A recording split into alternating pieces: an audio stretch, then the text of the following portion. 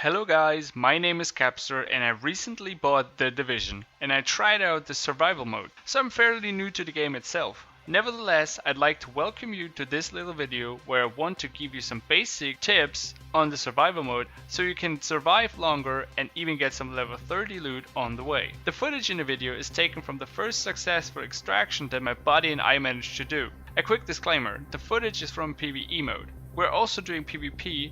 Both have their pros and cons, which I will point out later in the video. Without any further ado, let's get right into it. After a short cutscene, you will find yourself in the cold, harsh part of New York. A quick guide will give you tips for your first tries. Every time you will start in a hideout with a crate containing one cloth and one painkiller. Cloth is used to craft clothes that keep you warm.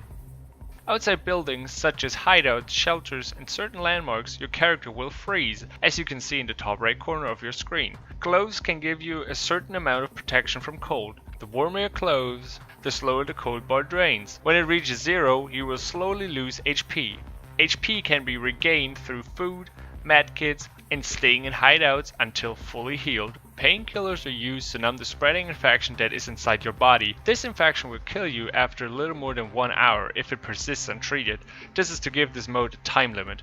Painkillers provide a short and medicine a longer time of stabilizing. With this you can draw out the timer to about 1.5 to 2 hours.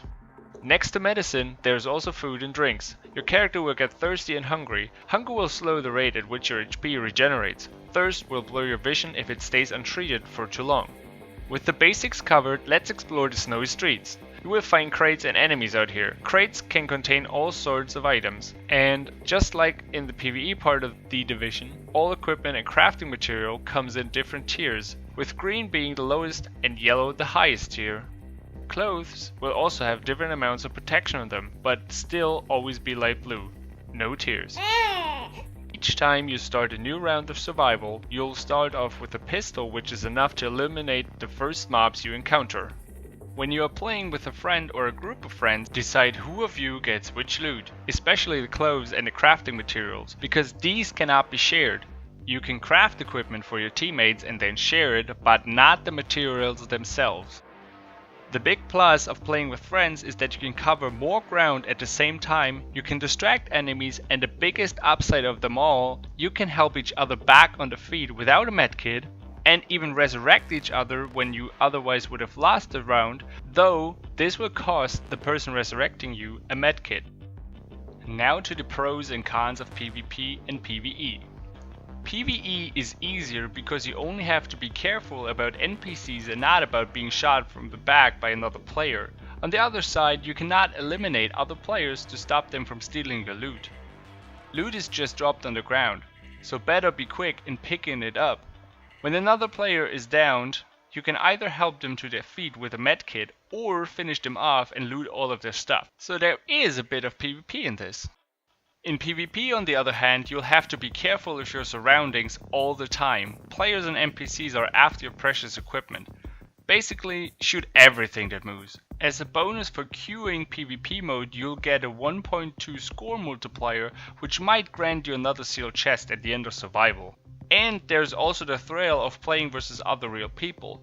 I'm not really sure how the queue system works, because we have encountered people having rifles only a few moments after the start, with us being unable to fight back and just dying like target dummies.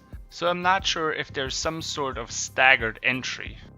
This landmark right here is one of our favorites, because there are often 2 waves of purple and yellow enemies that can be killed from afar, especially if you already have a rifle. After the initial mobs, there's an underground passage where you can find chests that usually contain upgrades compared to your current weapons and armor. The survival mode is basically separated into 2 parts. The first part is the farming for loot in the cold streets phase, and when you're equipped enough, you will have to craft the basic virus filter as a means to enter the dark zone, where you will have to do 2 simple steps to get flown out in a chopper. Straight ahead is the extraction point, which will let you call for a chopper to get you out of this mode, and to extract the sealed caches that you've found. After firing the flare gun, you will have to stay alive for 3 minutes with strong enemies approaching your position. In PvP, also players will come to your area to kill and loot you and to get the hell out of here. When the chopper has landed, just press F. Congratulations, you have survived. When you've successfully put your ass in the cozy chopper seat or died without being able to resurrect yourself or being resurrected, a loading screen will pop up and then you will be presented a score screen where you can see how you fared this time. My body and I would never use the first piece of cloth that we would get in the game to craft a hat or a scarf. We would always wait until we could upgrade it into a blue cloth, which we could then use later on to craft the basic virus filter, which seems a lot more useful than the initial protection from cold. My second tip is, if you're lucky enough to find 2 blue weapon parts, just head straight for a hideout and craft your first rifle. It will help you so much.